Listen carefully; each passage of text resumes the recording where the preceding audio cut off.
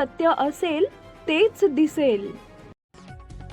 अंमली पदार्थांविरोधात सुरू असलेल्या मोहिमेत हिंजवडी पोलिसांच्या गुन्हे शोध पथकानं मोठी कारवाई करत एमडी मॅफेड्रॉन अंमली पदार्थ बाळगणाऱ्या दोघांना अटक केली आहे। या कारवाईत एकूण 27,55,000 रुपयांचा मुद्देमाल जप्त करण्यात आलाय।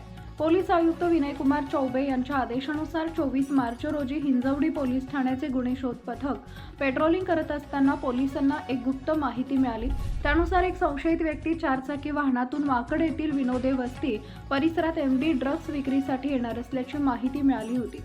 या माहितीच्या आधारे पोलिसांनी सापळा रचून अतुल शंकर बालगुडे वय वर्ष 35 राहणार पाथरगाव तालुका मावळ याला ताब्यात घेतले। त्याच्याकडून 42 ग्रॅम एमडी अंमली पदार्थ किंमत 4,20,000 रुपये तसेच 3,24,200 रुपये किमतीची कार जप्त करण्यात आली आहे। तपासादरम्यान त्याचा साथीदार शाहरुख उर्फ सद्दाम इक्बाल अन्सारी राहणार गोवंडी मुंबई यालाही मुंबईतून अटक करण्यात आली आहे। त्याच्याकडून 200 ग्रॅम एमडी किंमत 20 लाख रुपये जप्त करण्यात आले।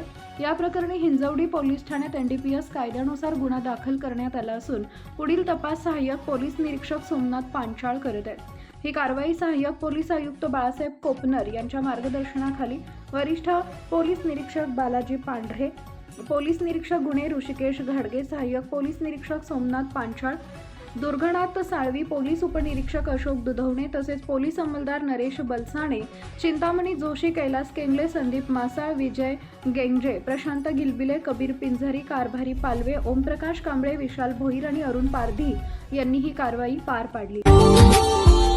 Subscribe now and press the bell icon. Never miss an update.